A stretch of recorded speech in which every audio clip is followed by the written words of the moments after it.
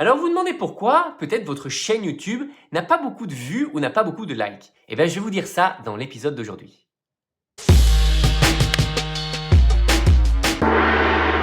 Bienvenue sur Marketing Automation Ninja où on mixe innovation et web marketing et aujourd'hui on va parler de finalement pourquoi YouTube a du mal à promouvoir les nouvelles chaînes YouTube. Typiquement, si vous venez de lancer une chaîne YouTube, vous allez avoir beaucoup de mal à avoir vos premières vues, hormis évidemment vos amis qui auront cliqué dessus par les réseaux sociaux ou éventuellement votre maman.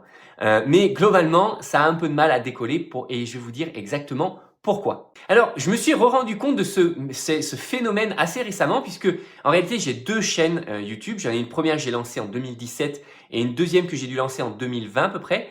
La deuxième est allée beaucoup plus rapidement que la première et elle a maintenant dépassé la première. Alors, c'est aussi un facteur de langue puisque ma toute première était en anglais, la deuxième est en français, donc plus facile pour moi. Et du coup, elle vient de dépasser. Donc, l'accélération peut être plus rapide sur une chaîne quand on a déjà de la pratique. Mais néanmoins, quand on relance une chaîne, et là je le vois actuellement puisqu'on a relancé une nouvelle chaîne de zéro sur Marketing Automation Ninja, ma nouvelle startup, eh bien évidemment ça a du mal à décoller. Alors pourquoi est-ce que YouTube ne promeut pas tout simplement les nouvelles chaînes? Eh bien tout simplement parce que l'objectif de YouTube, il est unique, c'est de vous garder sur YouTube, c'est de vous vendre de la publicité, de vous vendre plein de choses, de vous garder un maximum de temps.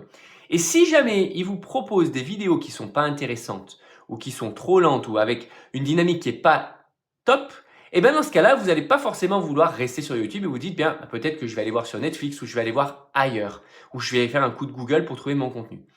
Donc, le but de YouTube, c'est de montrer à l'utilisateur forcément les YouTubeurs qui performent à fond, qui marchent à fond et de montrer des vidéos qui ont déjà fait leurs preuves.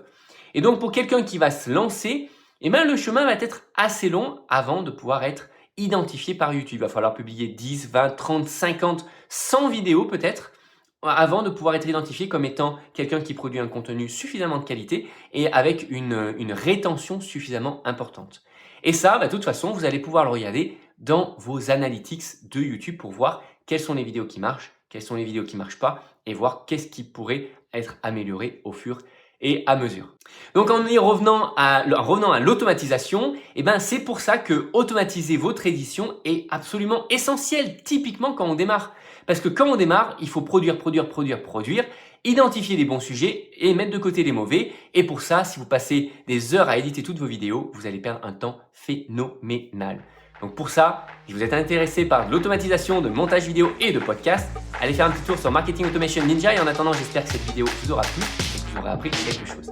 À très bientôt pour un nouvel épisode.